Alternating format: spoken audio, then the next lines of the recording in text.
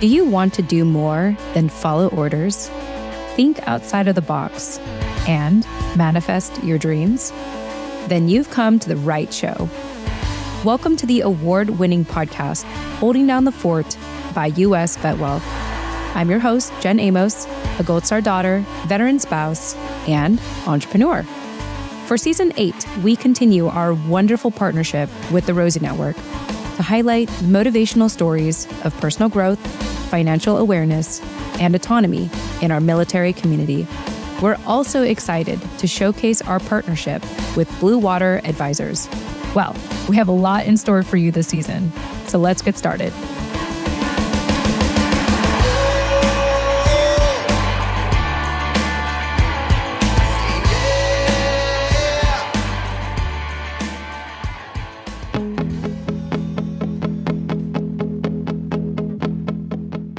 All right. Hey, everyone. Welcome back. Jen Amos, your host here at Holding Down the Fort by US VetWealth in partnership with the Rose Network and Blue Water Advisors. It's Thursday, and if this is your first time listening, every Mondays, we share entrepreneurial stories. Every Thursdays, we share stories, motivational stories of employment for military retirees. We give this balance of entrepreneurial stories and employment stories in the spirit of inspiring you with personal growth, financial awareness, and autonomy in our military community.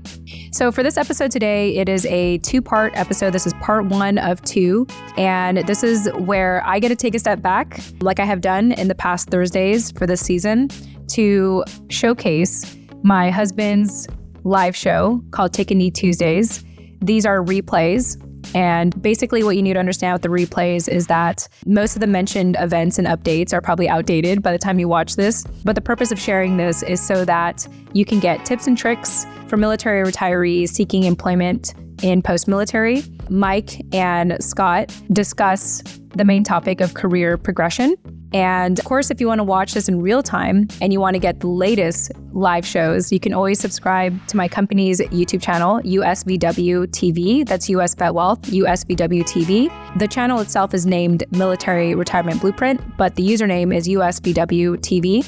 And you'll be able to participate in a live chat or even be invited to be on the show itself. But until then, here's a showcase of the live show. And, also I hope to show you a glimpse of what Scott does for his part of our business here at US VetWealth. So let me go ahead and jump into this one, episode 195, part 1 of this part 2 series.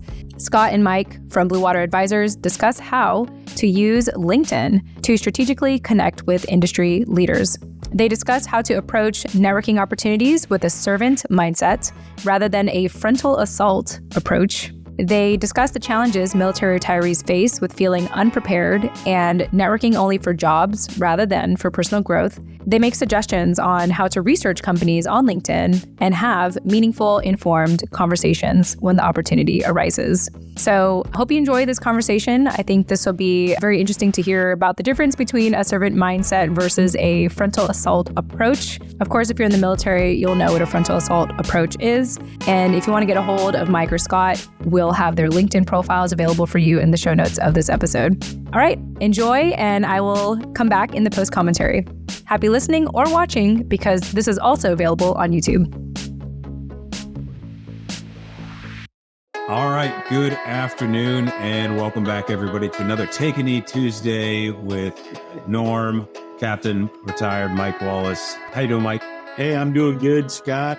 Little bit kind of a sore throat going on here today, so if I go mute and kind of have to do a quick cough, I'll be right back with everybody. We're tracking, so no worries. And I think that's always one of the byproducts of the topic of today.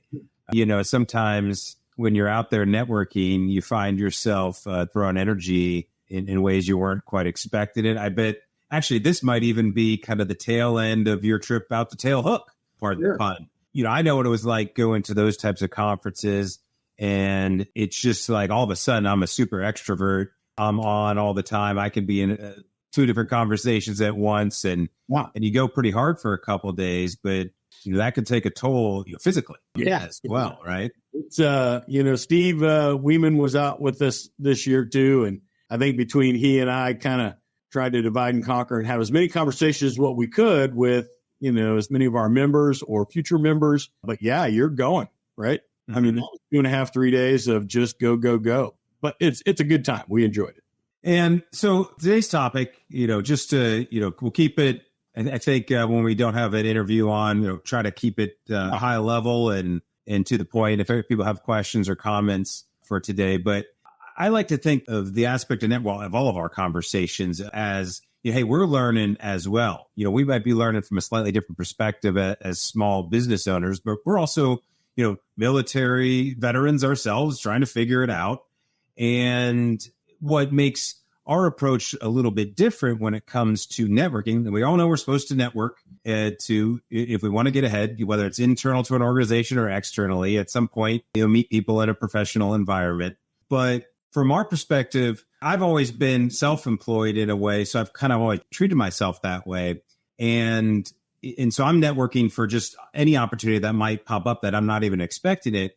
And what I noticed that a lot of military retirees and those transition out of the military, they're taught to network to get a specific job. And that can obviously, that's a strategy and a tactic to get specific results.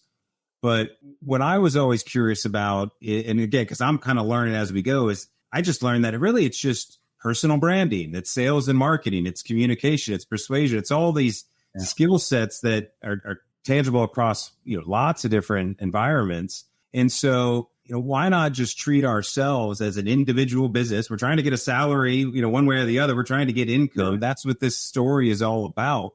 What if we kind of reframe this whole conversation and made it less challenging and remove some of the expectations of, I'm networking, I'm waiting for somebody from this organization to get back to me, kind of that approach versus hey, I'm here. This is what I have to offer. These are the kind of people I know. Here's you got a network. Let me connect you with this, being a more of a useful, valuable person as you're figuring it out, as you go, because that's kind of how I've always approached my military. I'm just kind of figuring it out. But the more people the more situations you run into and you learn experiences and stuff, from all different environments. So, I think you're really onto something there, Scott. And I know, for the members out there, when Scott and I stumble into a Tuesday, we know we're going to kind of be talking, we chat a little bit earlier in the day about, hey, what are you thinking, kind of thing. But I just love the kind of a little bit off the cuff approach here, but we no shortage of things to speak about. But this has been, as you know, and for listeners who have listened even last week, we touched on it a little bit. And this has been really, kind of on my heart lately, right? I've been, kind of forefront of mind. I've wanted to talk about this because I think you're right, Scott. I think in a lot of cases, we over-label it. We overthink it. We think it's this, this networking. It's this thing that we got to do. And don't misread me, right? There is some of that, right? You have to get out there. If you're looking to leave the world of DOD, and let's call that the center of the universe, and you want to go and be a program manager or director at Google or Meta, well, that's hundreds of thousands of light years away, right? You've got to build a networking bridge, right, to kind of get headed that direction that's going to serve and meet your needs. But I think in execution, right, we do sometimes overthink it, right? We over-label it. We overcomplicate it, right? When it comes just down at the end of the day, it's just meeting people. And, here's a great tidbit, a takeaway, right? If this is my first big inject for this discussion, the key to being successful in networking, right, is do something for the person that you're networking to. Don't come to the table asking for anything. Just have an open mind, seek to gain insight, seek to understand, learn, right? Be open to it and really have a servant's mindset. Approach it such that, hey, Scott, what can I do for you today? Hey, Scott, I just want to let you know I've got this going on. If that's of interest to you or you think, you might be able, or hey, I see that you're engaged in these type of activities throughout the week. If you need any help with that, let me know. I'd be happy to do that, right? If you come and have a servant's mindset, right, as well as I do, people are great. They're like, oh, wow, I'm getting value out of this, right? I'm connecting here and I want to stay engaged. But the second that you and I enter into a conversation for the use case example, hey, Scott, you're with company X and I'm looking to get hired by company X. And hey, what do you got? Do you have any jobs for me? Right? The blast shields go up and people just, they don't want to have those conversations. And it's really in that mindset, that approach, it's way more art than it is science, right? And by that, I mean, hey, you're networking. It's not step 1, 2, 3, 4, 5, and you're going to be set. It's really a little bit of the art, right? It's the approach, right? Hey, yes, you are engaging. Yes, for the listeners out there, you do want something, but the frontal assault rarely works well in that environment, right? Like, hey, yep, nice to meet you. Yep, this is great. What do you have for me today? Right? That's not a real good engagement. Thoughts on that? I mean, have you had any experience in the frontal assault, right? I call it that trick, right? You kind of want to work it softly. Yeah, and that's the challenge. I mean, because when we think about this topic, hey, what are the biggest challenges that military retirees face that I've seen from the years of talking with them? It's like if you don't want to, if you get it, like, all right, I don't want to just go and ask, but I don't necessarily know how to be useful to this person. And, how could, maybe, let's put ourselves in the shoe of the person receiving the ask or the connection request from a new retiree who say, hey, I'd like to connect. What is going to be useful to that person? Maybe some, common things that we could have in our back pocket just to say, hey, I don't know if you're looking for this, but, this is something I could, help you out with, or is it knowing what HR managers need to make it easier for them? Or is it just maybe connecting with more influential people, kind of like us, who are more likely to just be basically open networkers? Like, should we even ask the question, hi, are you open to networking right now? Because if not, I don't want to waste your time or mine trying to have this awkward conversation just to have it when we all kind of know, we're trying to exchange values. That's why we're willing to put the time in. No, I think that's a good ask, right? And a lot of our membership here at Blue Water, right? We're going to bridge beyond that conversation. We've built a network that is ready to network for all of these purposes and reasons, right? I mean, so we get beyond that first, query very quickly. Hey, do you even want to have the conversation? Well, we've built this network to have the conversation with our members, so they're prepared and they're ready. But, if you want to go back to the scientific side of this, and if you wanted just to kind of like make a step 1, step 2, step 3, right? Step 1 is be prepared, right? If you're going to have a conversation with an individual from the North American headquarters at Steel, and your sole goal in this engagement at the end of the day is to make that person so enamored with you that they want to have a follow-on conversation, or they're so impressed with you that they go, hey, I really have enjoyed this conversation, Scott. And hey, I just want to make a leap of faith. I know you're stepping into your career progression. I'm not sure what you're looking to do, but would you be interested in meeting a person on, a peer team? I think you guys might really have a lot in common. I think there's value in it, right? Ultimately, that's how you want this to go down, but you got to be prepared. So what do I mean by that? I mean, you've got to do your homework. You're going to reach out to us here at Blue Water. You're going to start doing your, what we call quantitative deep dive, qualitative deep dive. You're going to look at the company, its environment, its culture. We in the military, we're ignorant a lot of times. When we look at a company, we just go, oh, well, it's a company, it makes a lot of money. It's got a lot of people. It's got to be a good place to live. Not necessarily, right? I mean, they all have personalities. They've all got environments. They've all got cultures. And very rarely are two companies that are even in the same industry, the same environment and culture. You got to deep dive. You got to dig a little bit. How does that company make its money? How long has it been around? What mergers and acquisitions have gone into that company, right? What did the annual report look like? What does the forecast look like? Is it a healthy environment for you to even pursue, right, at this point, right? These are the kind of things when we say be prepared, such that when you get the informational lined up and you're on having a conversation, you can at least have an intelligent conversation, right? You're not going to be asking for anything, but often in, networking conversations, you're looking for additional insight, maybe in an area that you're not completely knowledgeable on, right? Maybe you want to engage and go, hey, I've read a couple of interesting articles, Scott, lately about the strategic engagement that the company's looking to kind of push over into the European sector. I was wondering if you had any insight on that, and what does that look like for the company in the coming, 3 to 5 years? right? That just lets somebody know that you're up to speed on it, right? And you're read in and you can have some meaningful conversations. So, step one, you got to do your homework. You got to be prepared. I can't tell you the number of people that will try to reach out and have informational conversations with me, and they have no idea what they want to talk about. They really don't. In other words, it's awkward silence until I go, okay, like we've got 30 minutes. Like, what do you want to talk about? What do you want to know? And they go, well, I don't really know. And, that's awkward, right? You got to be a little bit more prepared than that, right? So, if you're looking for that analytical approach, step number one, you got to do your homework.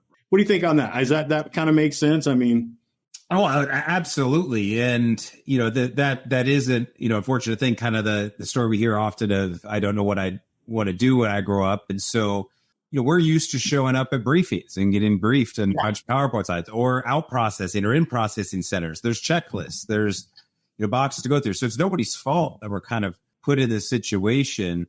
And I think it, requires a degree of curiosity we forget to have when we're on active duty.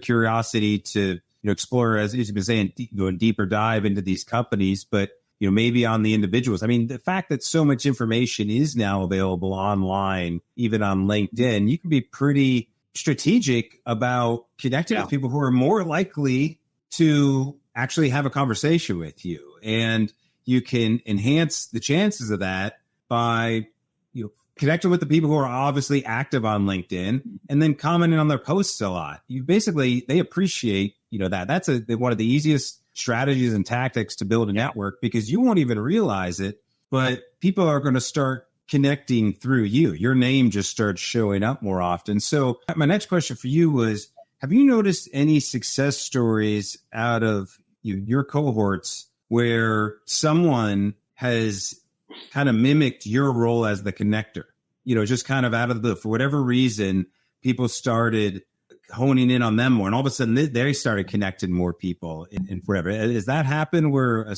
certain type has turned into the person that's attracting more people, whether or not they're giving insights or they just happen to be the person who's maybe a step ahead? Hey, I already met the guy who did that.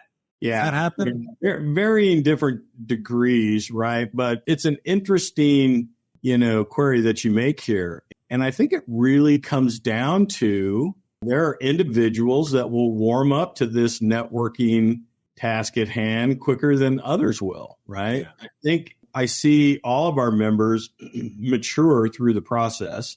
I'll be honest with you. Most members, we don't like the idea of networking with somebody who we may not know, right? Right. That's just, we don't like that. Yeah. Let me kind of this list I wrote this morning of things where I've just noticed the first, hey, I've gone through this myself. It took me 5 or 6 years before I even understood the concept of actually, networking. What is it I'm actually trying to accomplish? One, we either don't understand networking, we don't want to network. Like, I just, I don't want to meet more people. Like, of course not. Inherently, we have to struggle against that. Don't think you need to. I know a lot of people in these circles. Why would I need to know more people in other circles?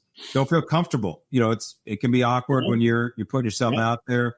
Don't have a system. Might have a goal. Yes, I'd like to have a job. Why not have a system? Why not study it the same way you would if you've read Sun Tzu and The Art of War to win a battle? Why wouldn't we do the same? It's just skill sets and talent stacks that we can do. And if I could riff off of that just really quick, you're 100% right. And all of those things you said, members typically don't like to network, right? They think a little bit is enough, or they don't really see the value in this, or they don't really understand that the engagement that they're going to be, the engagements, I should say, they're going to be having with people, it's not all going to be about them. I think as military members, we're so quick to just, the frontal assault. We want to stand here. I want to regurgitate everything I've done in 30 years of my life. And then I'm going to take a step back and I'm going to go, now, love me. Why would you just not hire me right now? Right. But I think in this process, our members begin to understand that while that may just make perfect sense to them, and even, prior military individuals, it doesn't resonate with them, because I try to translate that for our members. I go, okay, you said those things, but now let me translate it for you. Let me tell you what the hiring manager just heard, right? And if you look at it this way, in that networking example, right, you just spew forth all these great things you've done. Well, a hiring manager going to go, well, I guess that sounds exciting. I'm not really sure, but, I'll give you the courtesy upgrade and I'll go, okay, you seem excited about it. I guess I'm excited about it too. Number two, you didn't say anything about the type of work that you wanted to do. You just regurgitated all the things that you've been successful at in your 30-year career. Mm-hmm. You haven't told me, do you want to be a program manager? Do you want to get into quality? Do you want to get into process? What do you want to do? And furthermore, you didn't even mention the challenges that I have in the company or how you're going to take all these cool things that you are espousing that you have and how you're going to use them to solve my problems for me and raising the bar and delivering results here. I was uncomfortable before, you see the picture I'm painting, right? You're pushing people away and we just keep approaching them with, hey, look at me. I can do all these things. There's nothing in the world I can't do. And the irony in that statement, Scott, you've heard me say this before. I look at our members in the eye and I go, the irony is, I know you can. I believe you. I've seen you do it. I've worked with individuals, you have too, that can move mountains and just move heaven and earth and accomplish great things. But that's not how it's translated in a networking environment when you're trying to, bring your best self forward, right? See, and so, yeah. Well, no, because that would be the challenge from my perspective, because it's like, well, how do I know how to solve your problems in that kind of direct environment? So, and obviously it's just going to, cause someone to probably overthink it and maybe do even too much research in how to talk to the person. That can be awkward as well. So I like to reframe the conversation or the idea of networking in kind of a system where I'm trying to surround myself more with people I want to be like than, because you think about it, you're getting out of the military, you have no choice who you're around. You don't have a choice who's in your command. You can sort of choose who you hire, but this is the first time, and this is the strategy to do it. Like networking, like the whole, whatever networking means to you, it's the strategy. You can decide what are all your parameters. And so it's exactly right. Right. And we say, and you've set in with us during the day, right? I mean, our members, we talk to them very first thing right in the morning is about preservation of your mission, your vision, your priorities in life. What big rocks do you want to make sure that you secure? And so you hit a nail right on the head. You go, maybe I want to work with people that I like, right? I mean, or want to be like, as well, whatever that you aspire that you want to do. Okay, well, if you're networking in an environment and you go, I don't want to be any of you people, and I don't really like you guys, and so why am I networking? And maybe somebody's going, well, that company will pay you a lot of money, or they'll do these kind of things. And I'm going, okay, do you have alignment? And that's when we say, and you're doing your market analysis, you're having networking conversations. Does this, what you're pursuing, preserve all of these things up here? And if one, number one on the list was, I want to work with people that I admire and that I want to be like, and that I also like, and you're talking to a bunch of people that you go, yeah, I don't think I really want to hang with you guys all that much. Well, then what are you doing? You go, yeah, well, but they're pursuing me. They're coming after me. They, I'm getting a good vibe that they may like me. That may be the case, but we want Blue Water members to empower themselves. You've heard me say this before, but for the audience out there today, I don't want you to step into your career progression like a third grader who's stepping out onto the playground at recess. And by that, I mean, he's going to sit there until somebody comes up and is nice to you. And then they go, hey, we want you to be on our kickball team. And then they go, okay, well, hey, I now want to be on your team because you picked me because you like me. So I'm going to do this, right? Don't approach your career progression that way. If you go to some job fair, you want to go to, you're a Naval Academy senior leader, you're going to go to a SAC, or you're going to go someplace, right, a corporate grade job fair. You're just going to stand out there until some company starts paying you attention. And then you go, well, they're paying me attention. I must like these things. Well, really? And don't misread me here. I'm not saying that may not be a good opportunity for you, but I'm saying prove it to yourself. And one of the best things you can do to prove it to yourself is, how many people are you talking with that are at the company now, or more importantly, have been at that company in months or years past, right? Those are the conversations that I want you to have.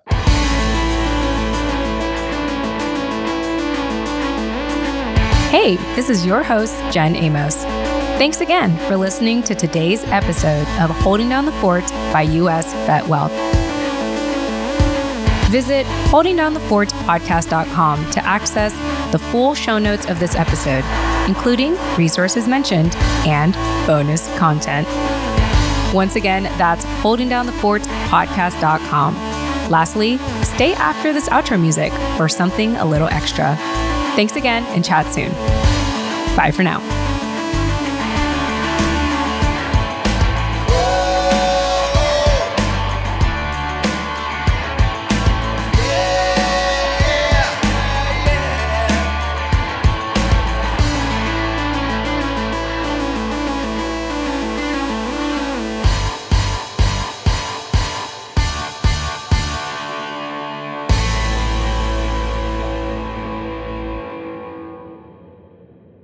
All right. Hey, everyone. Welcome to the post commentary after this part one with Scott and Mike talking about LinkedIn and how to use it strategically to connect with industry leaders. I want to remind you all that if you want to stay up to date with Take a Knee Tuesdays, the live show, you can always subscribe to US VetWealth's YouTube channel. The username is USVW TV. That's USVW, as in US VetWealth, USVW TV. The name of our channel as of right now is Military Retirement Blueprint, but the username is USVW TV. And feel free to subscribe and you'll get notified whenever they go live. I think they typically go live on a weekly basis. They have a whole different schedule than me here at Holding Down the Fort, but hopefully you'll get to see our different styles, like hosting a show and the conversations we have and all that stuff. If you are interested in bonus content, like more content from Holding Down the Fort, just know that you can create a free membership with our online portal available at holdingdownthefortpodcast.com/portal. Here you'll get bonus content from our company, US VetWealth, especially if you are seeking out